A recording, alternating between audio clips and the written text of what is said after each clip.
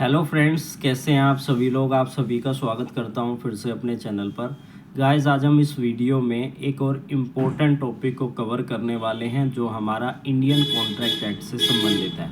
आज हम इस वीडियो में समझेंगे कंसीडरेशन किसे कहते हैं। किसी कॉन्ट्रैक्ट को बनाने के लिए कंसीडरेशन का बहुत ही इम्पोर्टेंट रोल प्ले होता है या बहुत ही इम्पोर्टेंट रोल होता है। कंसीडरेशन के बिना यहाँ पर कोई भी एग्रीमेंट नहीं बनता और एग्रीमेंट जब एनफोर्सिएबल बाय लॉ होगा तब वो कॉन्ट्रैक्ट बनता है। अगर उसमें कंसीडरेशन ही नहीं है तो वो कॉन्ट्रैक्ट नहीं बनेगा। आज हम इस वीडियो में कंसीडरेशन को समझेंगे कि कंसीडरेशन किसे कहते हैं, इसके टाइप्स कौन कौन से हैं, कितने प्रकार की कंसीडरेशन होती है और इंग्लिश लॉ और इंडियन लॉ में क्या इसका अंतर है या डिफरेंस है उसको समझेंगे और कुछ एग्जाम्पल समझेंगे साथ साथ, ताकि आपको कंसेप्ट अच्छे से समझ में आ जाए। तो सबसे पहले बात करें कंसीडरेशन का क्या अर्थ है, क्या मीनिंग है। तो कंसीडरेशन ऐसा लाभ या ऐसी हानि जो किसी वादे के बदले दिया जाता है, उसे हम कंसीडरेशन कहते हैं। दोबारा से समझते हैं अलग वे में कि जब दो लोग आपस में कुछ लेने और देने का वादा करते हैं और वह लेने और देने वाली चीज़ ही कंसीडरेशन है। इसका जब हम एग्जाम्पल समझेंगे तो और अच्छे से आपको समझ में आएगा। Section number 2D of Indian contract act consideration term को डिफाइन करती है। उसको भी आपको एक बारी रीड करना है बेयर एक्ट से, और बेयर एक्ट में जो लैंग्वेज लिखी है उसे मैं हिंदी मीडियम में आपको यहाँ पर समझाऊंगा। क्या कहती है वह लैंग्वेज कि जब एक पक्ष के वादे के बदले दूसरा पक्ष कुछ करता है, एक पक्ष के वादे के बदले दूसरा पक्ष कुछ करता है। अब यहाँ पर हमें दो चीज़ समझनी है। पहला पक्ष कौन है? प्रोमिसर है। दूसरा पक्ष कौन है? प्रोमिसी है। जो वादा कर रहा है वो कौन है? प्रोमिसर। जो जिसके लिए वादा किया जा रहा है वो कौन है? प्रोमिसी। यानी कि जब एक पक्ष के वादे के बदले दूसरा पक्ष कुछ करता है या नहीं करता, जरूरी नहीं है कि वो हमेशा ही करे, वो मना भी कर सकता है, या करने का वादा करता है जिसमें प्रोमिसर को लाभ या हानि होती है, तो उसे हम कंसीडरेशन कहते हैं, उसे हम प्रतिफल कहते हैं। लाभ और हानि किसको होगी? प्रोमिसर को। ऐसा क्यों है इसको समझते हैं। क्योंकि अगर प्रोमिसर किसी दूसरे से कुछ करवाना चाहता है लेकिन वो नहीं कर रहा तो उसको हानि भी हो सकती है। अगर वो कर रहा है तो उसे वो लाभ होगा। सिंपल शब्दों में समझिए। अब हम इसे एक एग्जाम्पल से समझते हैं ताकि आपको और अच्छे से समझ में आएगा कि कंसीडरेशन किसे कहते हैं। फॉर एग्जाम्पल, ए कहता है कि मैं तुम्हें 10,000 रुपये दूंगा, बदले में तुम्हें मेरी बाइक ठीक करनी है। अब इन दोनों के लिए कंसीडरेशन है। ए ने कहा बी से कि तुम मेरी बाइक सही कर दो, मैं तुम्हें 10,000 रुपये दूंगा। तो ए को क्या करना है? 10,000 रुपये देने हैं। तो ए के लिए कंसीडरेशन है 10,000 रुपये। बी को बाइक ठीक करनी है तो बाइक ठीक करना उसके लिए कंसीडरेशन है। तो इस तरीके से समझना है। दोनों तरफ कुछ ना कुछ किया जा रहा है, इसलिए यह एक वैलिड कंसीडरेशन है। ये हमेशा आपको समझ में आएगी जब आप टर्म कॉन्ट्रैक्ट के एक पूरे टर्म को समझेंगे। तो कॉन्ट्रैक्ट जब बनता है तो promisor, offer, acceptance, promise, agreement, enforceable by law और कॉन्ट्रैक्ट, इस तरीके से पूरी टर्मिनोलॉजी बनकर बनती है। अब हम बात करते हैं कंसीडरेशन के क्या टाइप्स हैं, कितने प्रकार की कंसीडरेशन होती है। तो इसे 3 पार्ट में डिवाइड किया गया है, प्रेजेंट, पास्ट और फ्यूचर।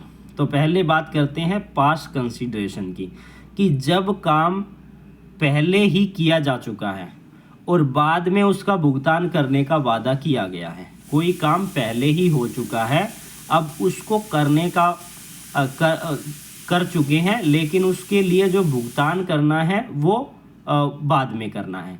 तो काम हो चुका है पास्ट में। फॉर एग्जाम्पल से आपको और अच्छे से समझ में आएगा। ए बी की खोई हुई किताब ढूंढ देता है पहले, या ढूंढ दी है। बाद में बी कहता है कि मैं तुम्हें इसके लिए 200 रुपये दूंगा। तो ये पास्ट कंसीडरेशन है। अब हम बात करते हैं प्रेजेंट कंसीडरेशन के बारे में, यानी कि वर्तमान प्रतिफल के बारे में, जिसमें दोनों पक्ष एक ही समय पर अपना अपना काम करते हैं। फॉर एग्जाम्पल, आप दुकान पर पैसे देते हैं और दुकानदार उसके बदले आपको सामान देता है, तो सारी चीज़ें तुरंत की तुरंत ही हो रही हैं। तो ये होगी हमारी प्रेजेंट कंसीडरेशन। तीसरी कंसीडरेशन है हमारी फ्यूचर कंसीडरेशन। फ्यूचर कंसीडरेशन का मतलब है जिसमें दोनों पक्ष भविष्य में अपना काम करने का वादा करते हैं। फॉर एग्ज़ाम्पल, ए कहता है कि मैं अगले महीने तुम्हारी ज़मीन को जोत दूंगा, उस पर जो है कुछ उगा दूंगा, और बी कहता है मैं इसके बदले तुम्हें पैसे दूंगा। तो ये काम कब होगा? आने वाले समय में। जब तक वो समय आएगा नहीं तब तक वो कार्य होगा नहीं। तो ये क्या है? फ्यूचर कंसीडरेशन की बात की जा रही है। अब हम समझते हैं इंग्लिश लॉ और इंडियन लॉ में क्या डिफरेंस है। तो सबसे पहले बात करें पास्ट कंसीडरेशन में क्या डिफरेंस है। तो इंग्लिश लॉ क्या कहता है कि पास्ट कंसीडरेशन वैलिड कंसीडरेशन नहीं मानी जाती इंग्लिश लॉ के अनुसार, यानी पहले किया हुआ काम बाद में वादा किया जाए तो वो कॉन्ट्रैक्ट नहीं बनता इंग्लिश लॉ के अनुसार।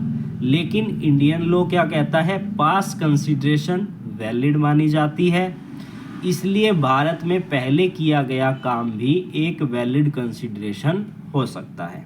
फॉर एग्जाम्पल, ए ने बी की मदद की, बाद में बी ने उस मदद के लिए उसे 500 रुपये दे दिए। तो इंग्लिश लॉ के अनुसार ये कॉन्ट्रैक्ट जो है क्या है? वैलिड नहीं है, लेकिन इंडियन लॉ के अनुसार ये कॉन्ट्रैक्ट वैलिड है। दूसरा पॉइंट हम डिस्कस करेंगे कि प्रोमिसी से कंसीडरेशन या किसी थर्ड पर्सन से कंसीडरेशन, इसमें क्या डिफरेंस है इंग्लिश लॉ को ध्यान में रखते हुए और इंडियन लॉ को ध्यान में रखते हुए। कंसीडरेशन, पहले बात करते हैं इंग्लिश लॉ की। कंसीडरेशन सिर्फ प्रोमिसी के द्वारा किया जा सकता है, कोई तीसरा व्यक्ति कंसीडरेशन नहीं दे सकता है। ये हमारा बात करता है इंग्लिश लॉ। इंडियन लॉ क्या कहता है कि तीसरा व्यक्ति भी कंसीडरेशन दे सकता है, बस जो कॉन्ट्रैक्ट का लाभ और हानि है वो प्रोमिसी को ही होना चाहिए, तीसरे व्यक्ति को ना हो। इसे हम एक डॉक्ट्रिन के नाम से भी जानते हैं, doctrine of privity of consideration के नाम से। फॉर एग्जाम्पल, ए ने बी के लिए सी से पैसे देने को कहा, तो बी ने एक्सेप्ट कर लिया। उसके बाद मोरल ओब्लिगेशन की जब हम बात करते हैं तो इंग्लिश लॉ में इसको कंसीडरेशन नहीं माना जाता, लेकिन मोरल ओब्लिगेशन को इंडियन लॉ में कुछ जगह पर कंसीडरेशन माना जाता है, जैसे कि टाइम बेरर डेब्ट अगर वो रिटर्न में है। उसके बाद मोटिव को जो है ना तो इंग्लिश लॉ में ना ही इंडियन लॉ में कंसीडरेशन माना जाता है। तो ये थे आज के हमारे टॉपिक जो हमने इस वीडियो में डिस्कस करने थे, जिसमें हमने समझा कंसीडरेशन किसे कहते हैं, उसके टाइप कौन कौन से हैं और क्या डिफरेंस है। फिर मिलेंगे एक नई वीडियो और नई लीगल जानकारी के साथ।